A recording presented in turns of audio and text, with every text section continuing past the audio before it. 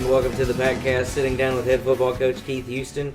A pretty spectacular win over the Jonesboro Hurricane. I'm sure that's exactly how you drew it up. Both teams tied at 7 at halftime. Jonesboro a 19-7 lead at the beginning of the fourth quarter. Patriots pulling away, though, 34-25 final score.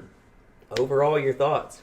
I thought we was able to finally, get things rolling and execute both sides of the ball and in the special teams game.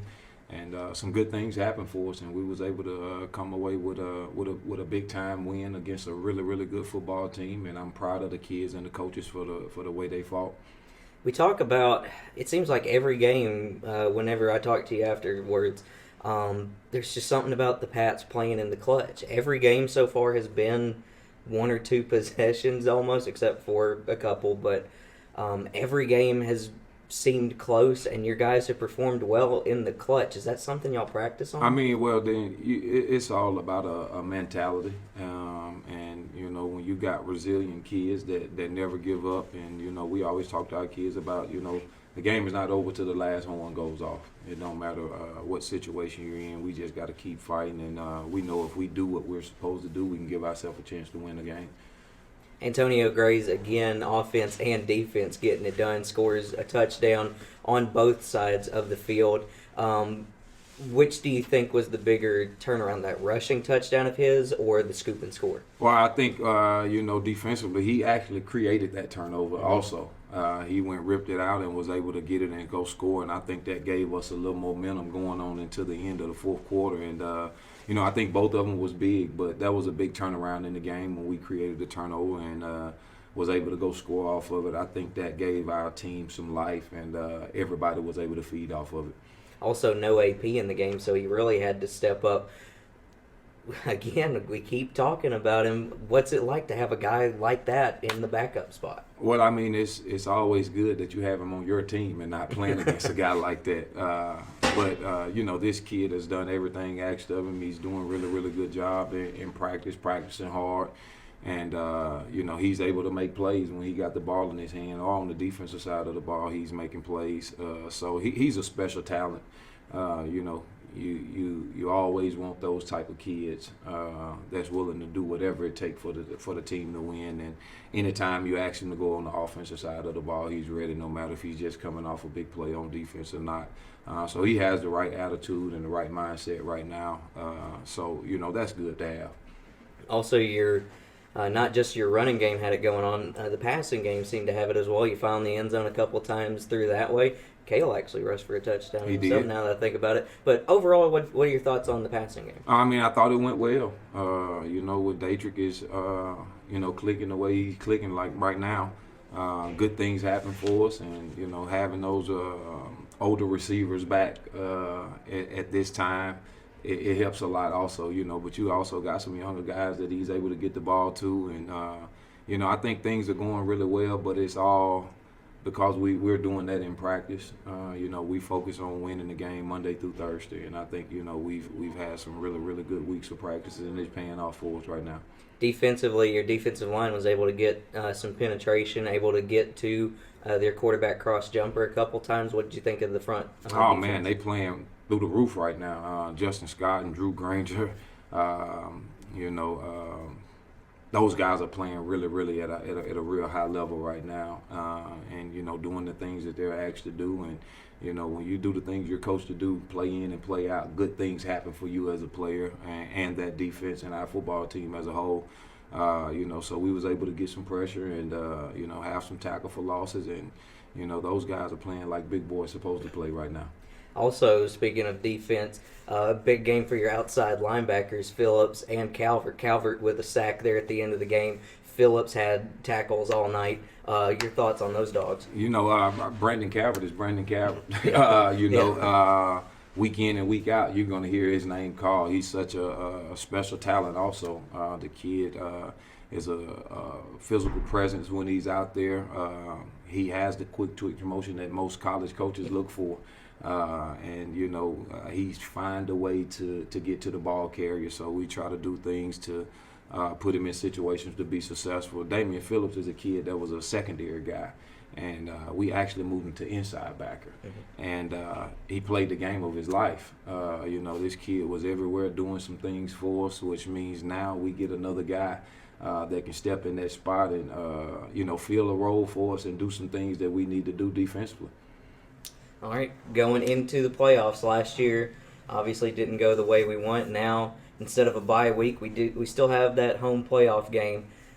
Is it a little bit different now? What did you think of having the bye week last week versus going straight into it? Well, I think we keep the momentum that we got going right now. We've been able to put together a few games back to back here in the last part of the season, and we got some momentum right now going into the playoffs, and I think that's going to be big for our kids. Not getting a week to sit down and settle. Last year was totally different from this year. We had played 10 weeks in a row, so we was kind of trying to say a bye week would be good for us because we needed our kids to get a little break. But we had a bye week right before conference started now, so we've had our time to regroup, and I think this is going to be good for our kids with the momentum staying and us getting to play right away.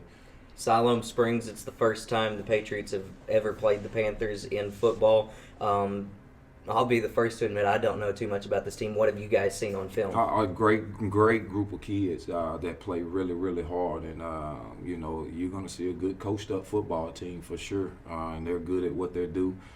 They got some athletes running around over there. So, again, anytime you're playing at this point of the season, you have to be done something early on in the season to give yourself a chance. So, anybody we play right now is we're going to have to do a really, really good job of preparing. But I think our coaches have done a good job of putting together a game plan that'll give ourselves a chance to win the game. We just have to go execute Monday through Thursday, and then Friday, it'll come second nature for us. What are some of the challenges that the Panthers pose? What are some things they do well? Well, I mean, they run the ball really well. They get in 20 personnel with what we call a sniffer back, and run some power, run some counter, and things of that nature. They RPO you a little bit on offense. Defensively, they try to get after you. It's some of the same things we've seen throughout the season. But again, like I said again, playing at this point is totally different from the season. And the only thing we're preaching to our kids right now is trying to be 1-0. And that's the only thing that's on our mind right now is preparing to be 1-0, not 2-0, but just 1-0 right now. So, fill in the blank. The Patriots want to move on to the second round of the playoffs. They have to do... We got to execute. We got to execute well in all three phases of the game. We cannot have penalties. We have to be the most disciplined football team in that game, and we have to make the plays when the opportunity presents itself in all three phases of the game. And that's what we telling our kids: when you get an opportunity, make sure you seize that opportunity and make the play. Also, more importantly, even though we don't get that first round bye, again, we do get that home playoff game. So, perfect football weather. We hope to see you at Patriot Stadium. What do you want to say to the crowd? Man, just come out. I know it's going to be cold, but, this is an opportunity that a lot of people are not getting this opportunity to play right now. And we're able to play right now in the playoffs. And, we would love for everybody to be out and support the kids and the coaches for sure. Coach Keith Houston. We'll be right back with the Patcast. You're in the mood for great Mexican food? It has to be authentic, and the customer service has to be amazing. At Mi Pueblo Authentic Mexican Food, you'll get both. Mouth-watering, delicious, and authentic Mexican food combined with attentive service along with live music and homemade tortillas. You're sure to have a great experience to remember. With locations in both Marion and West Memphis, you're never far away from Mi Pueblo Authentic Mexican Food. So go get your Mexican food fix today at Mi Pueblo Authentic Mexican Food. Every day you take simple steps to protect your family. Whether it's the neighborhood you live in, the car you drive, or the channels you watch. At Farm Bureau Insurance, we're here to help with life insurance to protect your family's financial future, serviced by agents trained to customize life insurance coverage to you and your family. From last expenses to mortgage protection to your children's education to retirement. Your local Farm Bureau Insurance agent is on hand and ready to provide the reassurance and protection you need. Call today for your free no-obligation review of auto, home, and life insurance that's custom-tailored just for you. In Crittenden County, call Farm Bureau Insurance at 870-739-4436. A proud Patriot partner. And welcome back to this week's edition of the Patcast. We have now on the phone with us Chuck Livingston from Hootens Arkansas Football and former Patcast Online contributor. Chuck, thanks for dropping by this morning. We sure appreciate it. Hey, no problem, guys. Appreciate y'all having me. Of course. Now, we have a clear picture of the playoff scenarios right now as they have been set. And Marion has a showdown with Siloam Springs tomorrow night at Patriot Stadium. What can you tell us about Siloam Springs? A lot of exciting things. Before last season, Siloam Springs hadn't been to the playoffs since 2014. They hired Brandon Craig, who'd been coaching at a couple schools in Oklahoma. And Landon, as you know, Siloam Springs is not that far from the Oklahoma state border. In fact, it's right on top of it. And Brandon Craig's coming there, and he's done a great job. Participation's up for the Panthers. They've installed the spread there. They've got a very nice football facility and all those things. Of course, they go to the playoffs last year. They lose a very close game to Searcy, a game that the Panthers led by 1 point midway through the fourth quarter. The game was at Searcy, last year. But so that was last year. So they're still kind of seeking some playoff success. This year, the year hasn't been quite as successful or, wins-wise or anything like that. But Siloam's in the playoffs basically with a pair of thrilling wins. Week 4, they beat Sheridan by 1 point, the surprising Sheridan Yellow Jackets. They scored the last touchdown of the game and kicked the extra point. Sheridan had missed an extra point, and that's how Siloam gets into the that's a key win for the Panthers. And then week 10, basically the playoffs started last week for Siloam. They go down to Russellville, and they beat the Cyclones by 2 points as well. And, it's easy to kind of look at the seedings and say, well, this is, so-and-so. But don't forget, it was just 1 year ago that the number 6 seed from the East, Sylvan Hills, ran all the way to the semifinals. So, in the playoffs, it really is it's a different urgency. It's a very exciting time. But, Marion's going to have to play very well to beat Siloam Springs. And, of course, that's the plan anyway.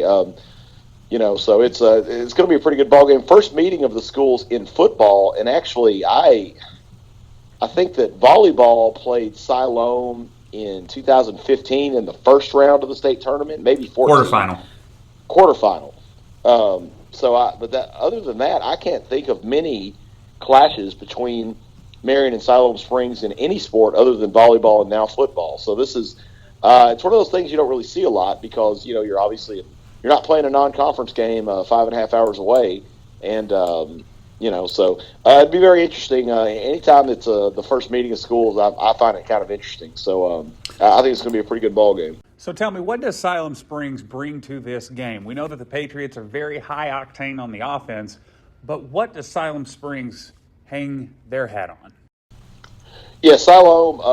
Coach Craig is he's kind of a defensive guy. That's been his background in the past. Last year they were really, really good on defense. A lot of the games they won were because they were holding opponents to 14 points or less. And that's kind of where they found their success. They're not bad on offense either, but it's just I think that they would rather have the defense on the field with a chance to get a stop than to be down 3 points with the offense out there. But they're probably improved on offense this year from where they were last year. But the defense probably isn't quite as good. So, I would compare this team to almost like West Memphis, probably not as big in the offensive line. But kind of that same type of scheme. Kind of around that. But this is a team. A couple of the better players for them is Taylor Pools, the senior quarterback up there. He was actually an all-conference safety a year ago, and Siloam's quarterback graduated, so they needed to plug a hole. They moved him over there. Colby Fessler is really an emerging star on the defensive line, really more of a DN type. He's a guy who played a lot last year and was effective and a good player for them, but this season he was just kind of working out like a madman. He added a bunch of speed and strength, and he's gotten a lot of kudos from league coaches for the year he's had. Yeah, he's definitely stood out amongst some of the other guys. It's a seasoned defense over there. Mariano Dominguez is the nose guard. He was the starter last year. He started 9 ball games for them.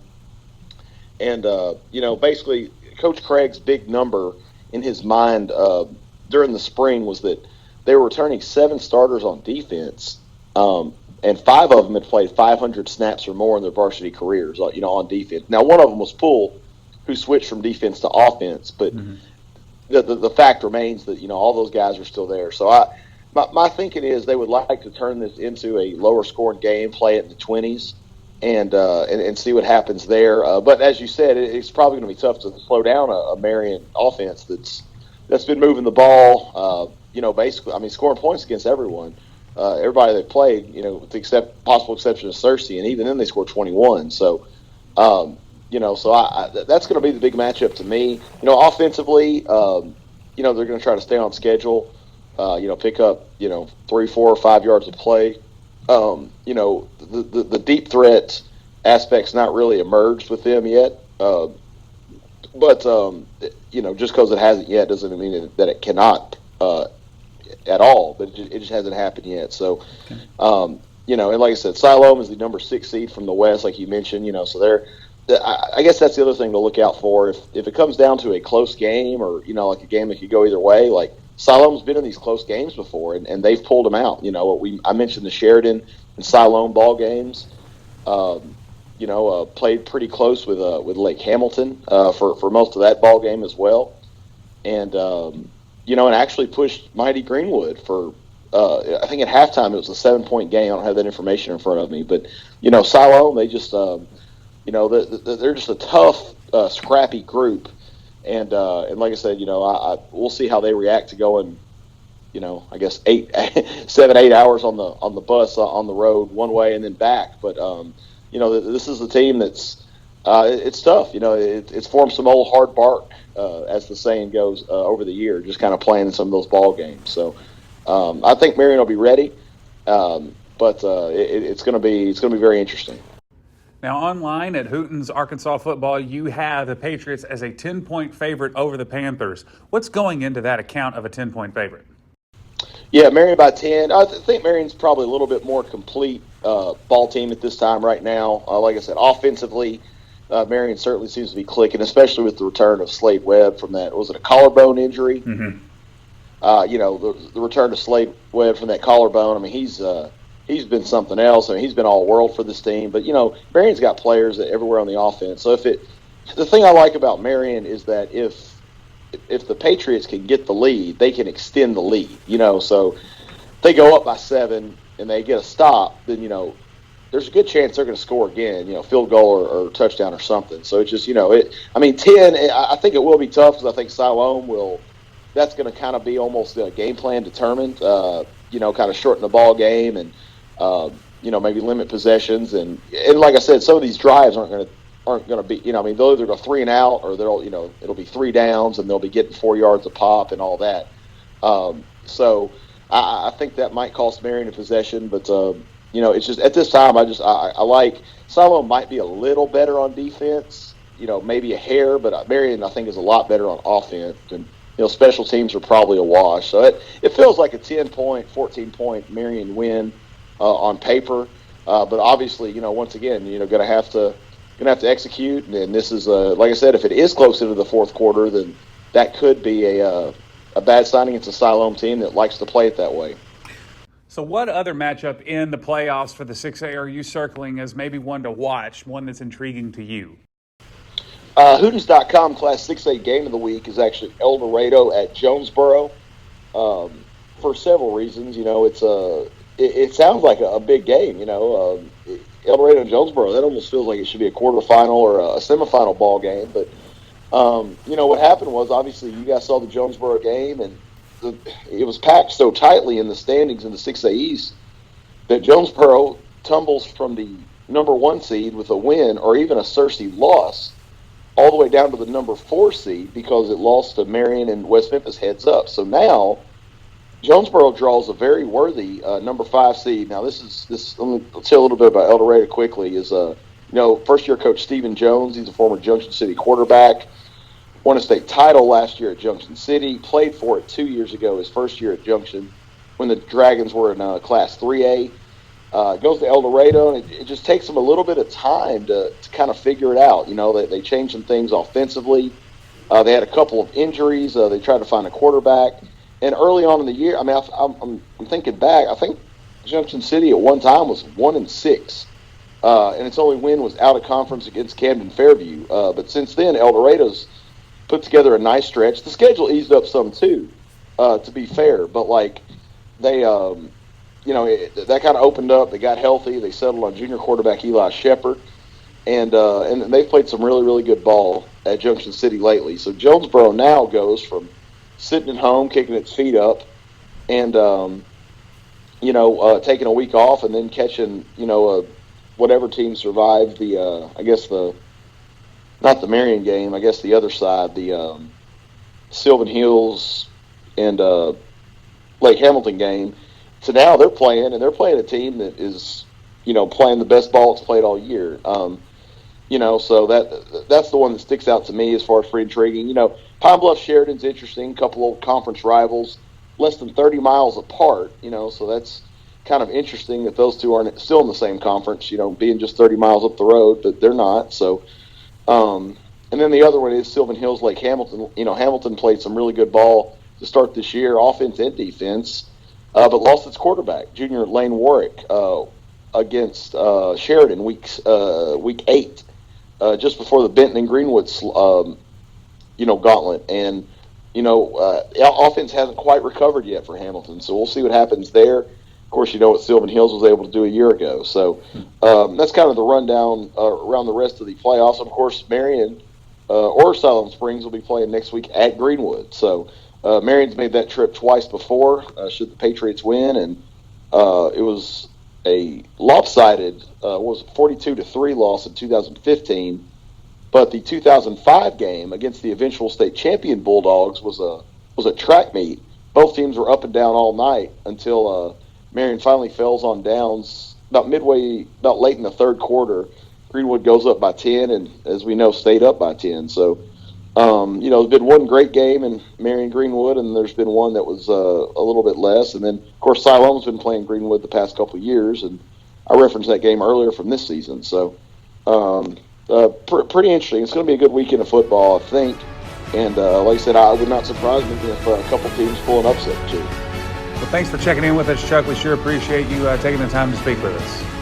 Hey, no problem, guys. I'll talk to you all again. Game night doesn't end when the game does. Keep the celebration going with Game Night Happy Hour at Sonic. Happy Hour is no time to be hungry, so be sure to get some cheese sticks for 99 cents, or if something sweet is how you want to celebrate, get a 99-cent mini blast. Don't forget your student ID to get your student discount. Even if you can't make it to the game, just make it to the Marion Sonic, where we broadcast all the away games. Win or lose, it's about where you go after the game. Head to Sonic, where you skip the line and visit a stall to dine. Wouldn't it be great if there was a one-stop shop for all of your automotive, hardware, lawn and garden, and farm supply needs? It just so happens that such a place exists right here in Marion. Cliff's Auto Parts. Family owned for 32 years. They can cut keys of all kinds, including transponder keys. They also create custom hydraulic hoses, and they carry a wide range of lawnmower parts. If they don't have it, they can get it. Cliff's Auto Parts, 120 Block Street in Marion. And welcome back to the Patcast, sitting down with head basketball coach for the boys, Coach David Clark. Coach, not a better way to end the season last year. Before we go into like a season preview for this year, your thoughts on last year's squad? Last year's squad was a great season. We had a great team, great guys that gave it all their all and put out the best fourth effort and win the state championship. And we were lucky enough to bring it on home to Marion. You're losing a couple of seniors, guys like Tristan Heyman, guys like Timothy Caesar. What did you think of that senior class last year? It was a great senior class. Those guys has now put down the roots for a great, successful basketball program that we hope to have here in the future. This year we got a couple of seniors, guys like Dietrich Reeves, guys like Makai Boyce. This year's senior squad. This year, we're back with our two good guards, which is, like you stated, Dietrich Reeves and Makai Boyce. They're great leaders. They're great players. They're real smart, high basketball IQ guys.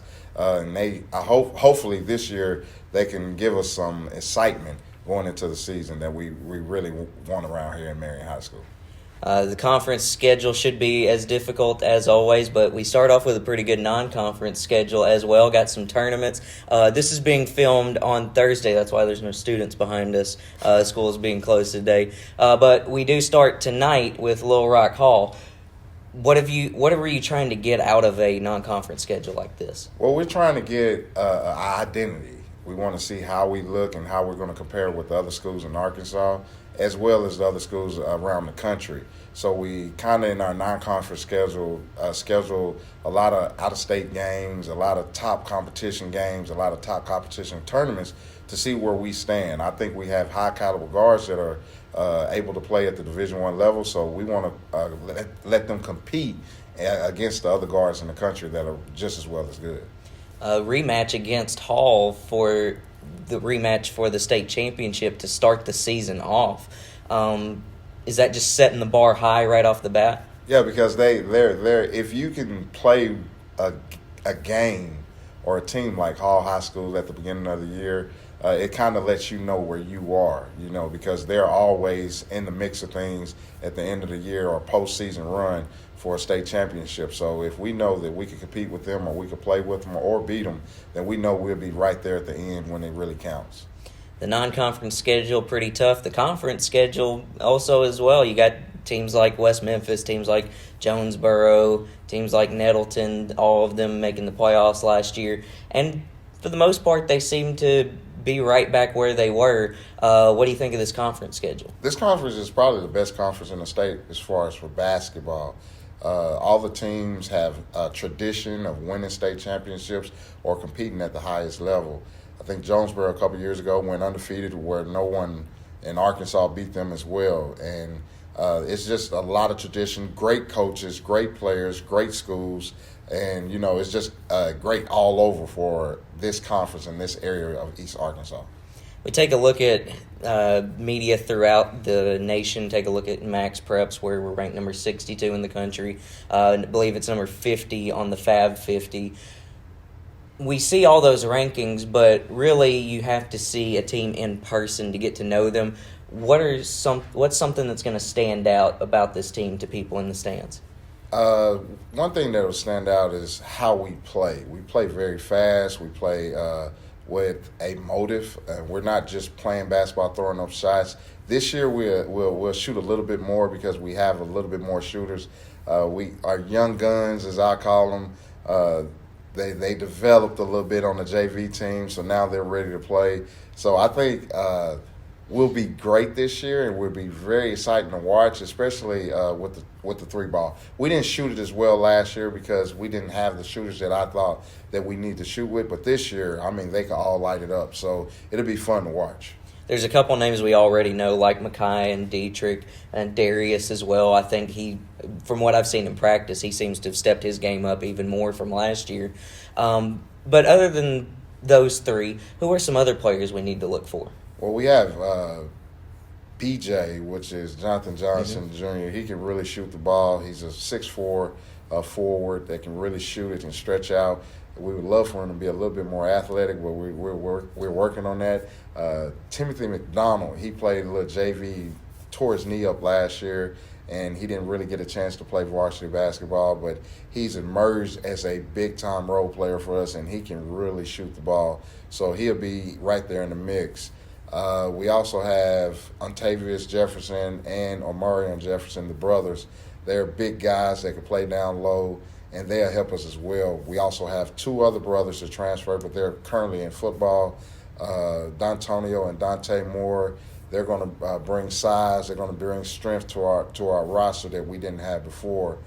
We have a guy that transferred from Nettleton named Damian Phillips that he's also playing football. So he's a shooter. He can really shoot the basketball. Grit player on defense, kind of like Keyshawn Woods, so he'll help us out a lot. And then we have the freshman, Jaden Forrest, that we're all high on. It's just about him getting that basketball IQ and getting that kitty out of him, playing at a low level to bring him up to a varsity level to play. But he's ranked number 10 in the country as far as ninth graders. He should be a star in the making for Marion High School. Where do you think are some reasonable expectations for this team? Is it back to Hot Springs or bust, or what's your expectation? I think it's back to Hot Springs or bust. If we don't get back to the big show, it's a disappointing season, not because we pretty much have deserved it or anything or earned it or anything. It's just that we have a lot of talent, and this is what they want to do. We want to put Marion in the prime position to be a premier basketball program in the country, so we have to get back to state and win it again to keep this thing going. All right. Well, should be an exciting year. The season starts tonight when we record this against Little Rock Hall, and then we'll start conference play up in January. You should be able to see some updates from different non-conference games, non-conference tournaments throughout the season as we update them on MarionPatriots.com. Should be an exciting season, Coach.